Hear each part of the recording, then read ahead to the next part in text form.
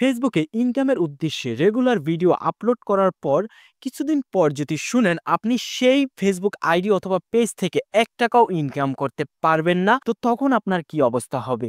কিন্তু যদি আপনারা এই বিষয়গুলো আগেই ফেসবুক থেকে চেক করে জানতে পারেন যে আপনার ফেসবুক থেকে ইনকাম করতে পারবেন কিনা, তাহলে আপনি আগেই সচেতন হয়ে তো ফেসবুক পেজ অথবা আইডি থেকে ইনকাম করতে পারবেন কিনা তো সেটা চেক করার জন্য সরাসরি ফেসবুকে চলে যাবেন। তো এখানে মূল বিষয়টা হচ্ছে, যদি আপনি পেজে কাজ করে থাকেন তাহলে আপনার আইডিতে যদি কোনো ইস্যু থাকে তাহলে আপনার পেজ থেকে কিন্তু ইনকাম করতে পারবেন না। তো আপনার মূলত কাজই হচ্ছে আপনার যে মূল আইডিটা, যে পেজের অ্যাডমিন আছেন সেই আইডিটা আপনার 100% ভায়োলেশন মুক্ত রাখতে হবে, যেন কপিরাইট কোনো না আসে। প্রথমে এখানে থ্রি ডটের উপরে ক্লিক দেবো, তারপর এখান থেকে নিচে চলে যাব। এখানে যাওয়ার পর দেখুন আছে হেল্প অ্যান্ড সাপোর্ট, তো এটার উপরে ক্লিক দেবো। দেওয়ার পর এখানে দেখুন আছে সাপোর্ট ইনবক্স, এটার উপরে ক্লিক দেবো। তো দেওয়ার সাথে সাথে এখানে কিন্তু আমাদের রিপোর্টগুলো চলে আসছে। নিচে যে আদার আছে রিপোর্ট, এই আদার রিপোর্টে কোনো সমস্যা নাই। কিন্তু এখানে যদি আমি ইউর অ্যালার্ট এটার উপরে ক্লিক দেই, তো ক্লিক দেওয়ার সাথে সাথে এখানে কিন্তু আমার যে এই ভিডিওগুলো আছে এই ভিডিওগুলোয় কিন্তু কপিরাইট চলে আসছে। আর এই ভিডিওগুলো কিন্তু আমার প্রোফাইলে আমি আপলোড দেই নাই। তো আপনার প্রোফাইলের আন্ডারে যদি এরকমের অনেক পেজ থাকে, যদি কোনো একটা পেজে ইস্যু চলে আসে আপনার প্রোফাইলে ইস্যু চলে আসবে। তো সেক্ষেত্রে এখান থেকে আপনার প্রোফাইলটা 100% একুরেট রাখতে হবে। দেখুন আমি এখন যদি এই ভিডিওটার উপরে ক্লিক দেই, আমার এই যে রেডিও সানমুন একটা পেজ আছে আমার আন্ডারে, এই পেজে এই ভিডিওটি আপলোড করা হয়েছে, সেখানে কিন্তু কপিরাইট চলে আসছে। এই জন্য আমার আইডির উপরও প্রভাব পড়ছে। তো এখন এই ভিডিওটা আমার পেজ থেকে ডিলিট করলে এই কপিরাইটটা চলে যাবে। তো এখানে আমি কন্টিনিউর উপরে ক্লিক দেবো, আবার পুনরায় কন্টিনিউর উপরে ক্লিক দেবো, আবারও কন্টিনিউর উপরে ক্লিক দেবো। দেওয়ার পরে এখানে আমাকে 3টা অপশন দিবে। তো আমি একদম নিচেরটার উপরে ক্লিক দেবো, রিমুভ ভিডিও, কারণ আমার এই ভিডিওটার দরকার নেই, আমি রিমুভ করে দেবো। সেক্ষেত্রে এটার উপরে ক্লিক দিয়ে কন্টিনিউর উপরে ক্লিক দেবো। দেওয়ার পর এখানে ডিলিট ভিডিও, এটার উপরে ক্লিক দেবো, সাথে সাথে এই ভিডিওটা কিন্তু ডিলিট হয়ে যাবে। এখন আমি পুনরায় আবার সাপোর্ট ইনবক্সে চলে যাব। দেওয়ার পর এখানে কিছুক্ষণ পর আমার কিন্তু এই ভিডিওটা ডিলিট হয়ে যাবে। তো এভাবে নিচে আমি সমস্ত যে কপিরাইটগুলো আছে এই কপিরাইটগুলো রিমুভ করে ফেলবো, তাহলে আমার আইডিটা 100% ভায়োলেশন মুক্ত থাকবে। তো আমি এখন এখান থেকে ব্যাক দিব।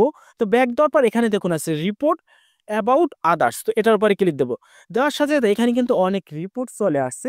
মূলত আমার আইডি দিয়ে যদি আমরা কারোর সাথে এমন কথা বলি যেটা আমাদের দেশদ্রোহী অথবা বিভিন্ন বিষয় যেটা আমাদের এই ফেসবুকের ভায়োলেশনের আন্ডারে আসে না, সেই কথাবার্তা মেসেজটাও কিন্তু আমাদের ফেসবুকের উপর প্রভাব পড়বে। দেখুন এখানে কিন্তু আমি অনেকের সাথে কথা বলছি, মেসেজ অন করবো, অন করার পর এখানে ডিলিট মেসেজ, এটার উপরে ক্লিক দিয়ে ডিলিট মেসেজ, এটার উপরে ক্লিক দেবো, সাথে সাথে এই মেসেজটা ডিলিট হয়ে যাবে। আবার পুনরায় এখানে প্রত্যেকটা আমি ডিলিট মেসেজ দিয়ে দেবো, আস্তে আস্তে কিন্তু আমার ভায়োলেশনগুলো চলে যাবে। তো এভাবে যদি এখানে আপনাদের ভায়োলেশন আসে তাহলে আপনারা প্রত্যেকটা এভাবে ডিলিট করে দেবেন। তো আমার একটা আছে, এই একটা কিছুদিন পর হয়তো রিমুভ হয়ে যাবে। আমি ব্যাক দিব। তো প্রফেশনাল ড্যাশবোর্ডের উপর ক্লিক দেবো। ক্লিক দেওয়ার পর এখান থেকে আমি পাশে চলে যাব, এখানে যে মনিটাইজেশন বাটনটি আছে সেটার উপরে ক্লিক দেবো। ক্লিক দেওয়ার পর এখানে কিন্তু আছে monetisation status, green tick mark দেওয়া আছে। আর এখানে যদি গ্রিন টিক দেওয়া থাকে তাহলে আপনার প্রোফাইলে কিন্তু কোনো ইস্যু থাকবে না। তো যদি আমি এখানে ক্লিক দিই, ক্লিক দেওয়ার পর এখানে কিন্তু দুইটাই আমার গ্রিন টিক মার্ক আছে, তাহলে কি আমার এই প্রোফাইলে কিন্তু এখানে কোনো ইস্যু নাই। এখন আমি এখান থেকে ব্যাক চলে যাব, তারপর সরাসরি এখান থেকে নিচে চলে যাব, এখানে আদারে যে সে অল বাটনটি আছে এখানে ক্লিক দেবো। তো ক্লিক দেওয়ার পর এখান থেকে আমি নিচে চলে যাব। নিচে যাওয়ার পরে কিন্তু এখানে আছে প্রোফাইল রিকমেন্ডেশন, তো এটার পরে ক্লিক দেবো। ক্লিক দেওয়ার সাথে সাথে এখানে কিন্তু আমাদের রিকমেন্ডেশন একদম ঠিক আছে। যদি কোনো এখানে সমস্যা থাকে তাহলে আপনাদের এখানে কপিরাইট চলে আসবে।